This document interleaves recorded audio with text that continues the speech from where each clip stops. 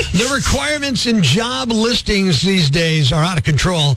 Today's job advocates are making some major demands, too. Good morning. It's Prospector Show on Rock 107 and staying in the AC today to beat the heat all day. But, Kate, a new survey asked today's workforce about non-negotiable perks that they're looking for. Most important stuff, health benefits, financial security.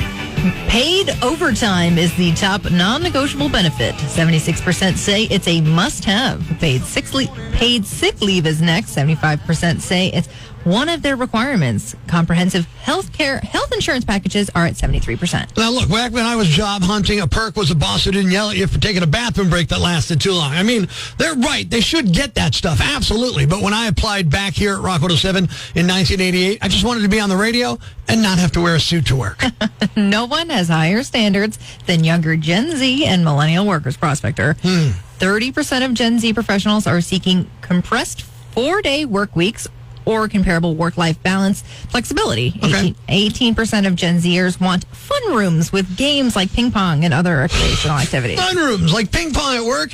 I'd be terrible. I'd swing and I'd miss. I'd knock over the coffee machine. Oh, just flooded the break room trying to be fun. 17% of millennials consider nap rooms essential. Nap rooms? What are you getting tired from posting TikToks during your lunch? I need a 20-minute power nap after liking 47 of your memes. Grow up. You're not a toddler, okay? You're a graphic designer with a $60,000 degree. You don't need a nap. And 20% of Gen Zers and 14% of millennials say they need a pet-friendly office. Yeah, great. Let's have a poodle piddling on the printer while we're trying to close the deal. Look, 4-day work weeks sound nice, but you know they're going to cram those 5 days into that work. It's like stuffing a Thanksgiving turkey with a hydraulic press, you know? From financial security to work-life balance, everyone's got their own must-haves. It's a tight labor market, and some companies are feeling the pressures to step up. Sure, if you mean everybody's demanding their own personal utopia, ping pong tables, dog parks, nap pods, next thing you know, they're going to want a job where they don't even have to show up. It's not a workplace anymore. It's a freaking theme park with a paycheck, Kate.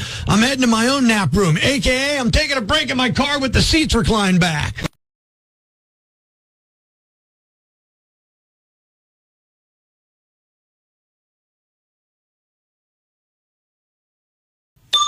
Breaking the news that's already broken. It's time for Prospector's Briefs on Rock 107. West Virginia was named the #1 state for spending on OnlyFans. Congrats, West Virginia. I'd shake your hand, but, you know. Elio had the lowest box office opening in Pixar history. If it was any more of a bomb, President Trump would have dropped it on Iran. A new study ranks South Carolina as the state with the top hidden beaches. I mean, there might be better hidden beaches out there, but no one can find them. Prospector ruins everything, even the news. Tune in tomorrow for Prospector's Briefs on Rock 107. It's time to have a little fun on the phones. Good morning. I'm Rock 107's Prospector, and we're calling a woman named Susan, and we're going to be suggesting a brand new product for wiping. You know what I'm talking about down there. But it's a product that she probably doesn't want to use. It's time for another Prospector prank call on Rock 107. Hello. Yeah, hi. I'm calling for Susan. This is she. Hi, Susan. My name's Rick Johnson, and I'm with Barnell Paper Products. We do tissues, notebook paper, you name it. If it's paper, we do it. If you just have a second, No, we are marketing. I'm really not interested. Well, hold on one second, because we did get your name for our database, and we offer to pay you to use our products. So if you just hear me out, it'll take like 1 minute. Okay, what is it exactly? Okay, so people don't realize how much tissue they're wasting, how much that contributes not only to deforestation, but really global warming in general. So if you'd be interested, we'd send you a sample, you'd try it, you'd just leave us a review, and we would pay you for that. Okay, well, what is this product? So have you ever used toilet tissue? I mean, some in your family use, and we've all done it. You make a baseball mitt worth of tissue, and then you get in there and you make sure you're not getting near your business, right? Sure. Okay, what we've created is a single finger sheath made of 3-ply tissue that fits snugly over your middle or index finger, and you can use that front and back side, and it provides 100% sustainable clean swipe that allows you to then flick your finger down at the toilet, which will eject the sheath right there.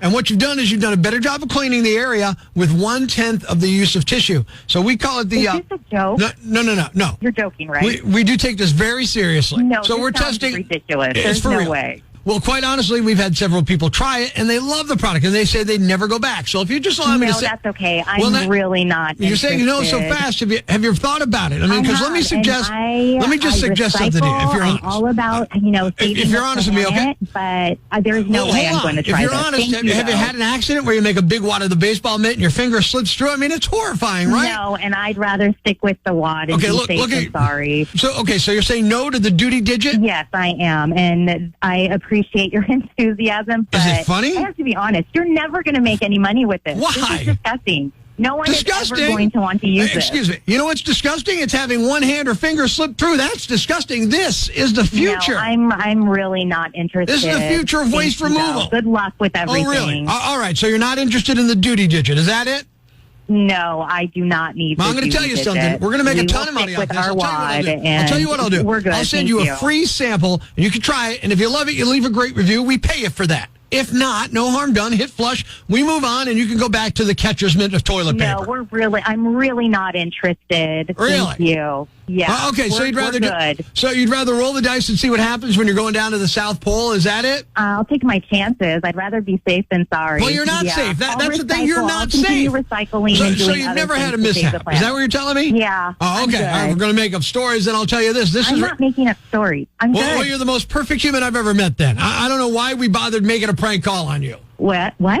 I don't know, Susan. Did you just say this is a prank call? Yeah, it's a Prospector prank call, yeah. I am relieved. I was beginning to think there was something wrong with you. Well, there is. There definitely is, but it's not the duty digit, because that's not real. You're okay. I'm good on the duty digit.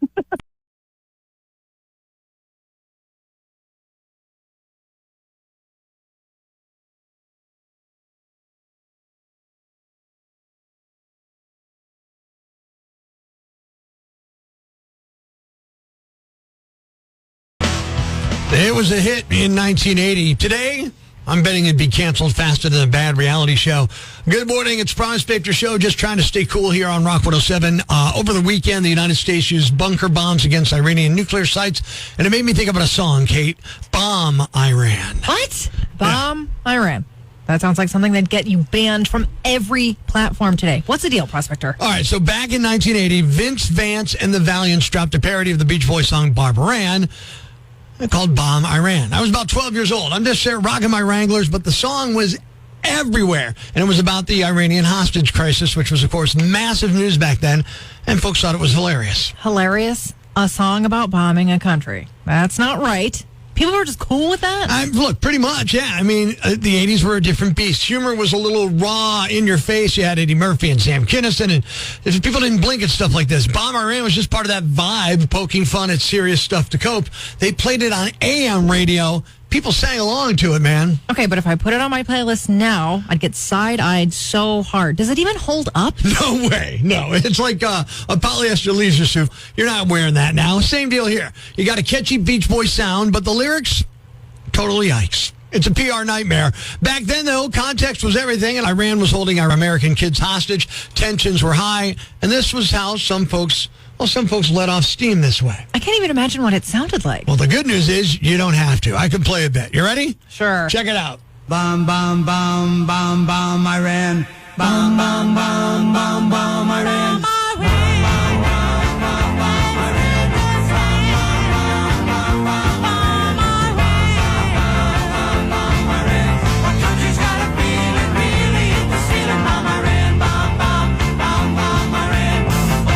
Sam's getting pretty hot.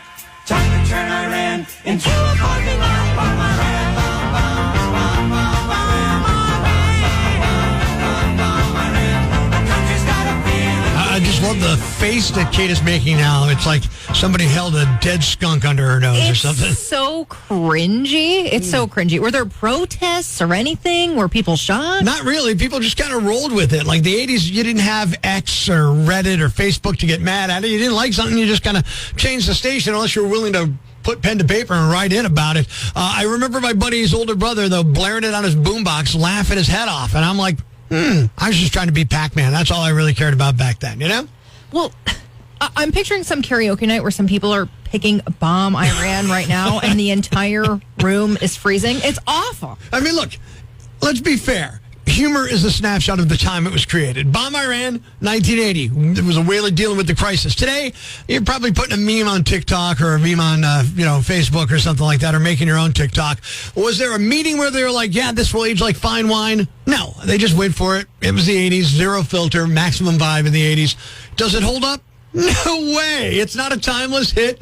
But before you clutch your keyboard to dunk on it, remember in 40 years, someone's going to look at your memes and go, what were they thinking? What were they doing? Humor's a moving target. You either laugh, you learn, or maybe both, or sometimes neither.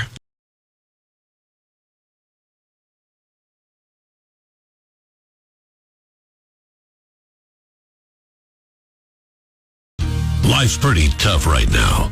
There's plenty of bad news, but it's not all bad. It's time for the brighter side of Prospector on Rock 107. A potty-mouthed parrot in Massachusetts is in the news because he will not stop swearing, but a ton of people want him anyway. Someone surrendered him to an animal shelter, and he keeps dropping four-letter words.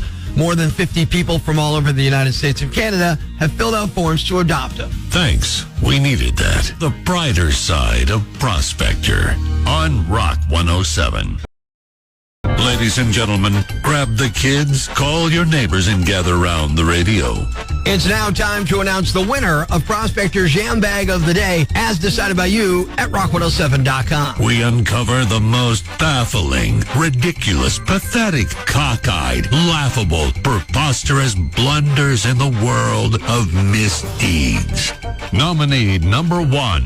Just when you thought you'd heard everything, a 42-year-old man in Texas called police after he found a Bath and Body Works gift bag from his ex-fiancée on his front porch. There were some products inside, along with a copy of their marriage certificate. There's just one problem. He didn't know they were married. And no, he wasn't drunk or high or anything. There was never a ceremony. Apparently, they did go to the county clerk together 3 weeks ago to get a marriage license, but they broke up shortly afterward before a wedding. The fiancée, 36-year-old Kristen Spearman, somehow convinced a pastor to certify the marriage without the guy present or signing off on it. Kristen has been arrested for felony stalking. It's hard to imagine this marriage standing up in court, but according to local authorities, the man is dealing with a mess and trying to make sure that there's no threat to his life, including his property and his finances. The names of the groom and the pastor have not been released. Nominee number 2. Fascinating crimes like this may become a thing of the past now that people are holding onto less physical cash, especially change. Police in Nebraska are searching for thieves who stole a person's vacation fund from their home last week.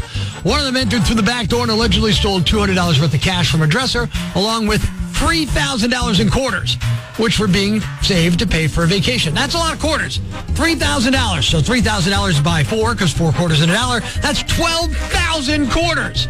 A security camera captured 2 people and a dog in a gray vehicle leaving from an alley behind the home. The other thief was apparently the getaway driver. It's unclear what role the dog played, if any.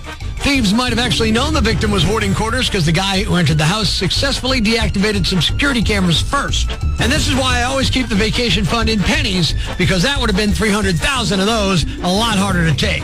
And the winner is the woman who married her ex-fiancé somehow without his knowledge. Yeah, you're the Yam Bag of the Day. And we'll move on to Friday's Yam Bag of the Week competition. Keep it here for all the nominees for Prospector's Yam Bag of the Day, weekday mornings on Rock 107.